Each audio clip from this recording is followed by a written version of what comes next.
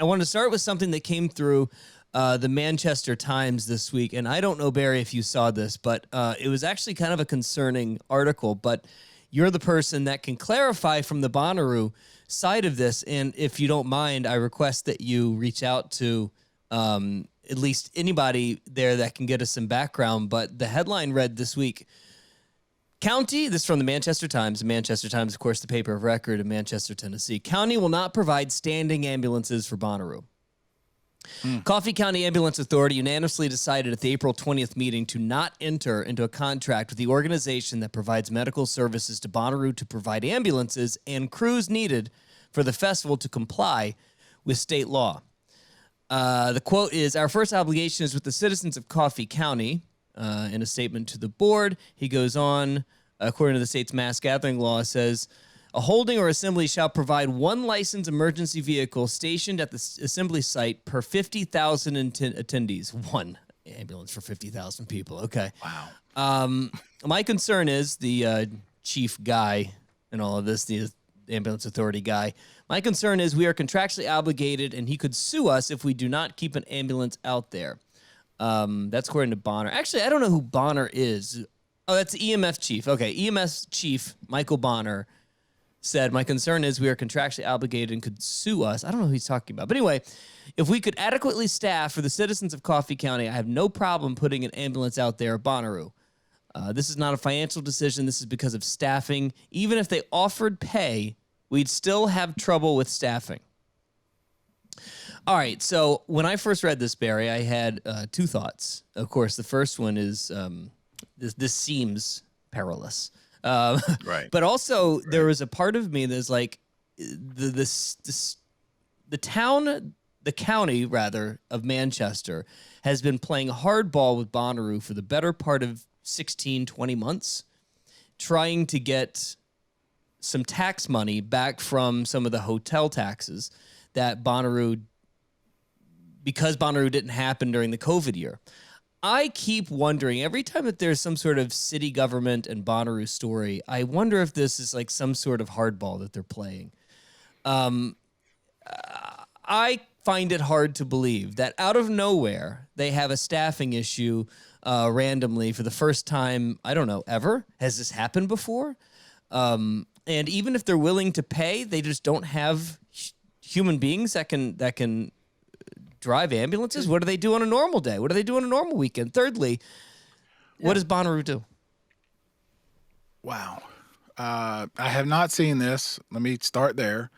Okay. But yeah, your first instinct was mine, that this is a saber rattling type of thing. Thank you. But That's what I then was trying to say.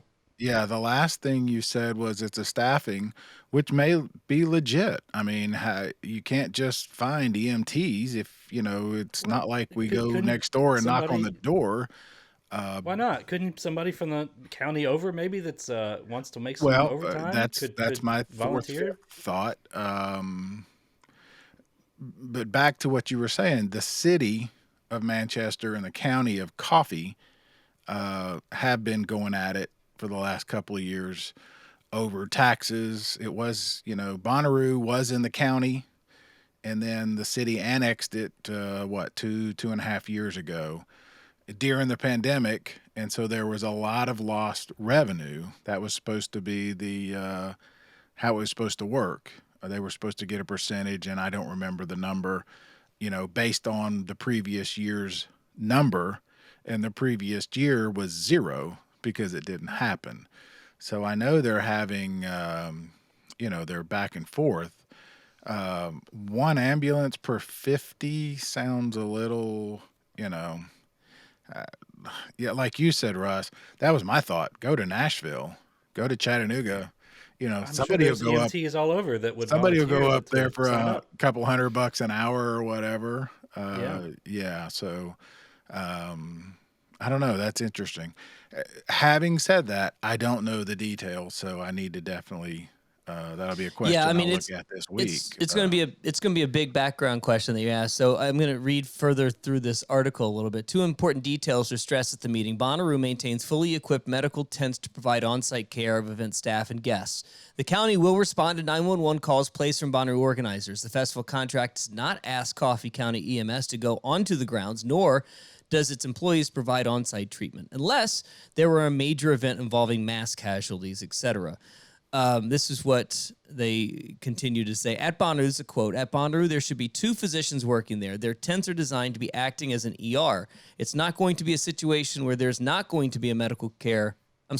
It's not going to be a situation when there's not going to be medical care at Bonnaroo. Medical care will be there. Bonnaroo has full advanced life support capabilities. They just do not have the staff to run multiple ambulances should they need them." Seems strange. Seems odd. This is the first time in 17 years they have run into this problem. The article continues. Yeah. I like I said, I need to look into it more. It's interesting that it's such a story, but I don't know.